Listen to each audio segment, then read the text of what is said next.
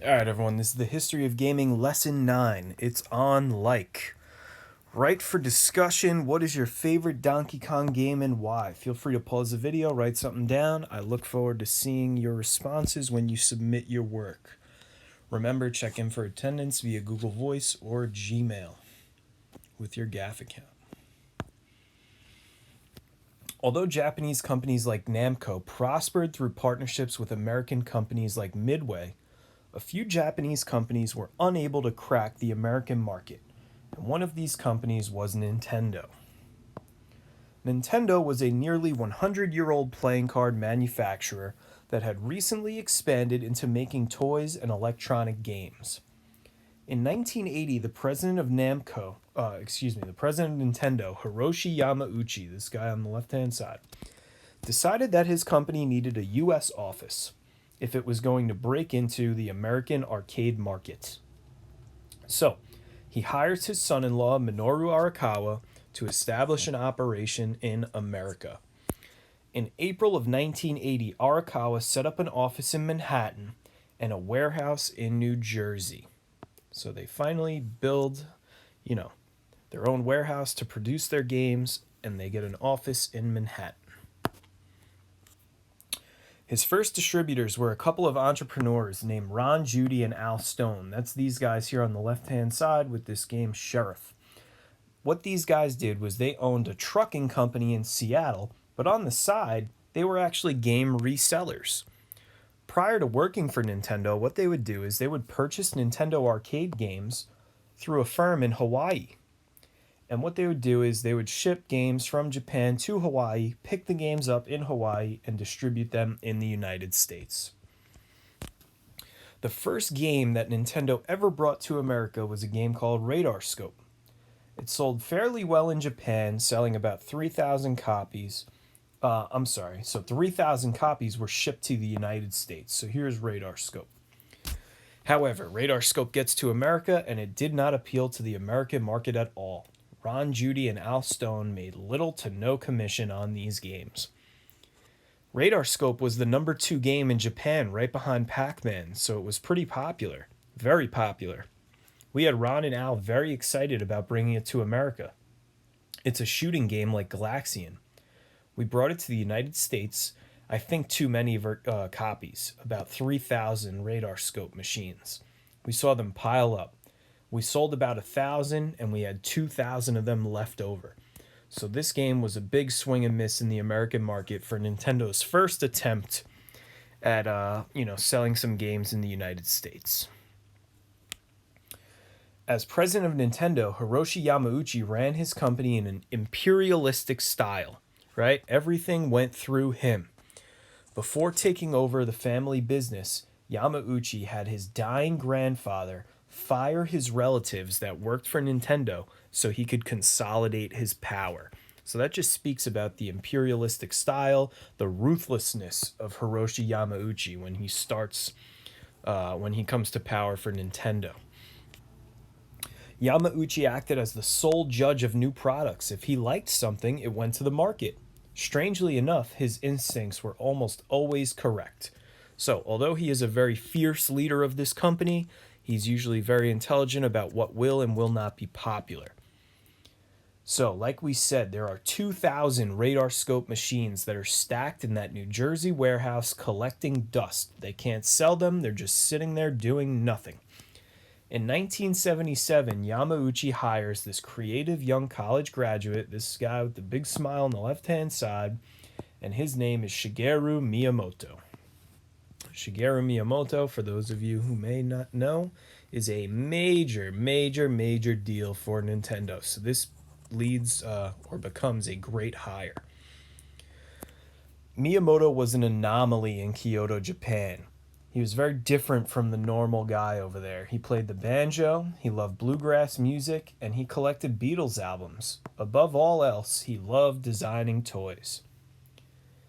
Ironically, and we'll find out why this is irony in a bit, Miyamoto's first job at Nintendo was to create art for the outside panels of arcade games like Radar Scope and Sheriff. So he actually designs, these writings and the side panels of the arcade machines. In 1979, Yamauchi calls Miyamoto into his office and asks him if he could create an arcade game. Miyamoto has no experience creating arcade games, but he excitedly says yes. What I wanted to do was to make fun toys, interesting toys. They, Nintendo, knew that I had been doing kids' toys, but nobody expected me to get involved in the video game business. When I was first hired, I did artwork for game cabinets. I was actually making some game characters before I started Donkey Kong. So when I knew that I was going to be given a chance to make a game, I was very excited, and he was clearly very prepared. Miyamoto did not have to worry about the technical aspects of game creation. This is because the cabinets already existed. Yamauchi planned to build Miyamoto's game by converting all of those unsold RadarScope machines. Remember, there's 2,000 of them. Miyamoto began by inventing an elaborate story to explain his game. A gorilla escapes from its master, a carpenter called Jumpman, and the gorilla kidnaps Jumpman's girlfriend, Pauline. First, the gorilla climbed to the top of a 7-story construction site. When his master followed, the ape rolled barrels at him. Once reaching the top, the chase moved to a 5-story structure made of steel girders. This time, the carpenter had to avoid marching flames while pulling pins which held the girders together. Once the structure collapsed, the carpenter and his girlfriend were reunited. Yamauchi wanted the game to have an English name. Since Miyamoto spoke little English, he used a Japanese-English dictionary to find the correct words for the title. He wanted to name the game after the ape, something along the lines of stubborn gorilla. Looking through the dictionary, Miyamoto selected the word donkey as a synonym for stubborn, right? Stubborn as a mule. And the word Kong as a synonym for gorilla or giant gorilla. Yamauchi immediately recognized the potential for Donkey Kong.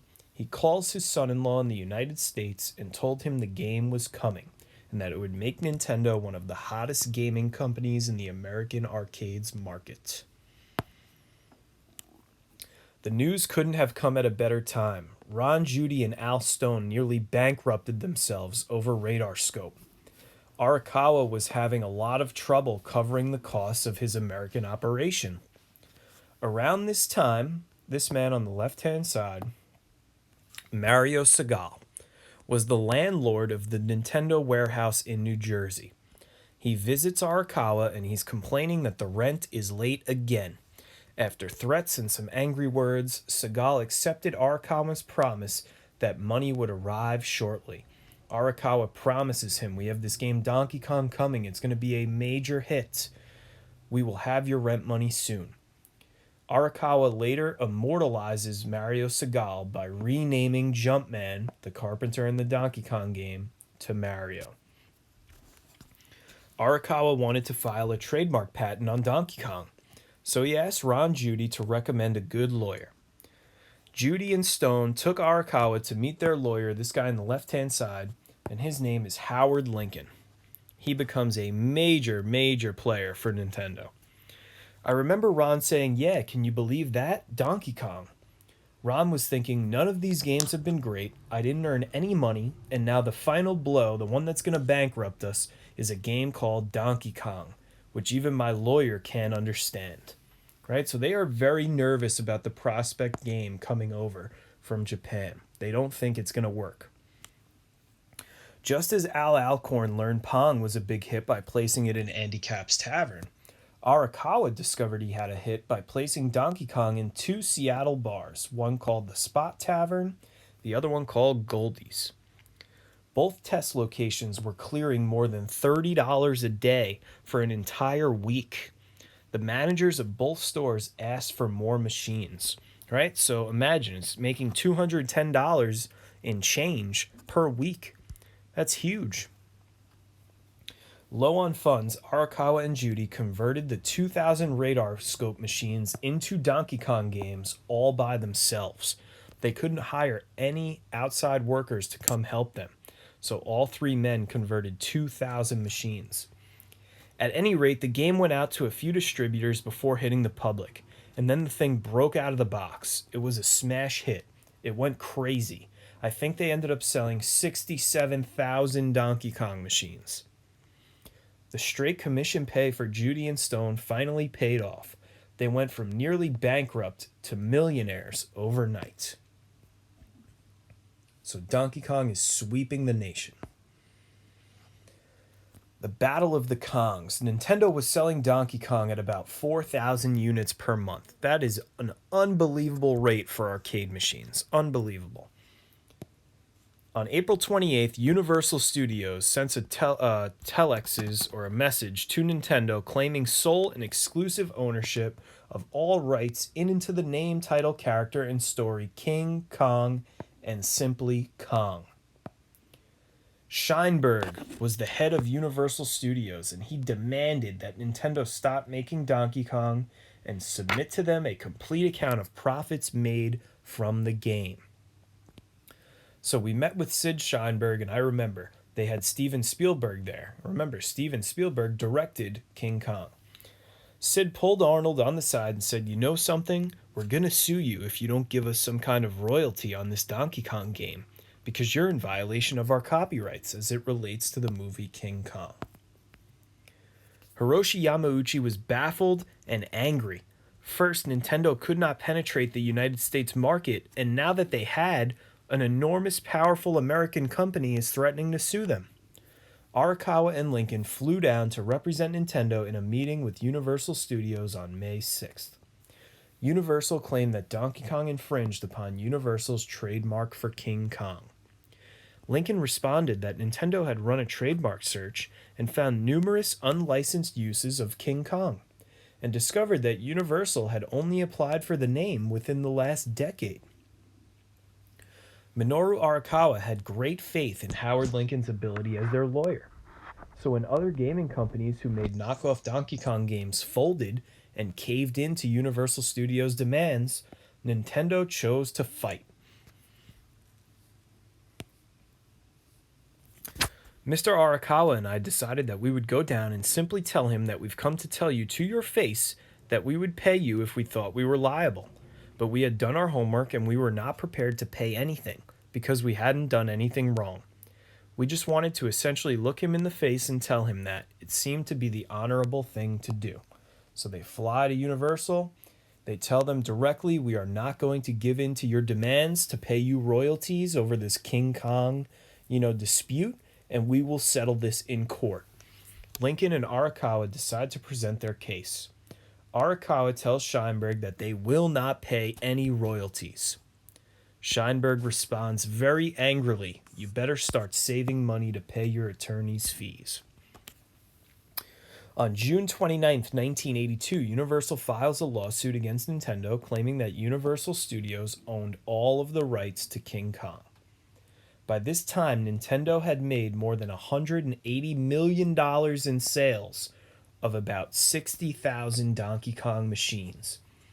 And the character Donkey Kong himself was licensed to more than 50 companies for everything from cereal boxes, like the one on the left, to board games, to a Saturday morning cartoon. Universal Studios was very angry. They were determined to make an example out of Nintendo, so Universal obtains a list of all of those 50 licensees. The cereal company, the board game company, the Saturday morning cartoon company, right? They reach out to all of them and they threaten them. They threaten to sue that if they did not abandon their relationships with Nintendo and drop the Donkey Kong usage. All of the companies abandoned their relationships with Nintendo, except for one, Milton Bradley, the board game company. As they prepare for their day in court, Howard Lincoln and John Kirby, right? Anybody that knows anything about Nintendo will learn about this guy. The lawyers that were representing Nintendo flew to the Japanese headquarters to meet with the head of Nintendo in Japan. So they sit with Hiroshi Yamauchi and Shigeru Miyamoto for the very first time. Hiroshi Yamauchi liked Howard Lincoln so much that he hires him on the spot as senior vice president of Nintendo of America. So Howard Lincoln goes from lawyer to senior vice president in one meeting. Right? So John Kirby becomes the head lawyer. Universal knew that they had no rights to any visual image of King Kong, and they were just manipulating the system and trying to abuse a young Japanese company. King Kong was already more than 40 years old. Therefore, the trademark is diminished and this becomes public domain. Okay, meaning anybody has the rights to use it. But Universal, when it seemed beneficial to them, would claim the rights to it, and nobody would argue with them because they had the best lawyers in the country. Universal even began making their own version of Donkey Kong, with a man wearing a fire hat, chasing a gorilla, dodging bombs to rescue a pigtailed woman. So they changed 3 aspects of the game. Fire hat, bombs instead of barrels, and pigtails instead of a braid. Same exact concept.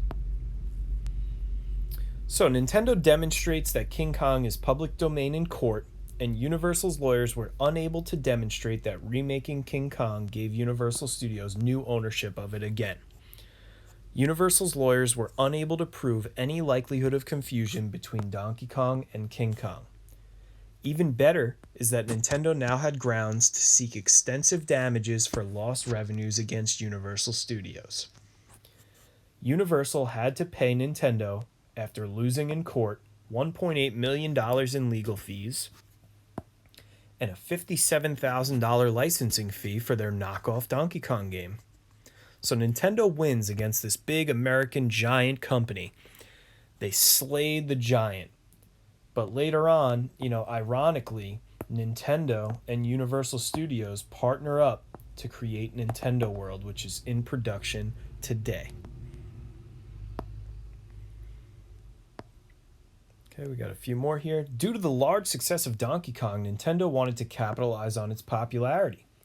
The game again was made by Shigeru Miyamoto. Here, Donkey Kong Jr. must rescue his father by working his way through a series of 4 screens. Mario attempts to stop Donkey Kong Jr. by releasing animals and putting obstacles in his way. When Donkey Kong Jr. succeeds on the last screen, Donkey Kong is freed, and they kick Mario into the distance. Like the original Donkey Kong Jr., it's a platform game. There are a total of 4 stages, each with a unique theme. DK Jr. can run left and right, jump and grab vines, chains, and ropes to climb higher on the screen. Enemies include Snapjaws, Nitpickers, and Sparkies, or Sparks. This is the only Nintendo title in existence where Mario is the featured antagonist or villain.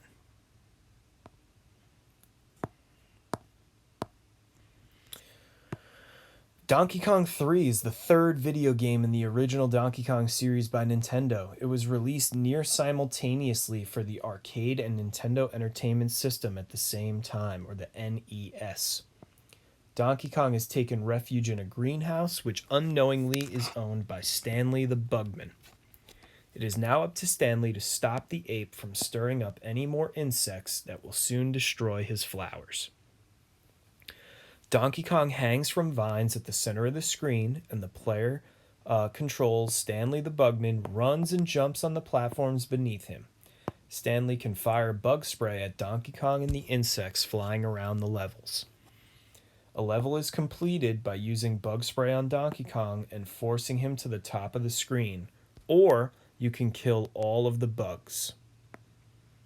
So here's Stanley the Bugman, here's Donkey Kong 3's graphic, and here's what the game looks like. Okay, if you want to try Donkey Kong, feel free to click on this link here. It'll also be on my website. Or if you want to watch the Donkey Kong TV show, which we will show in class, you could join us and click on this link here. Thanks for watching. Don't forget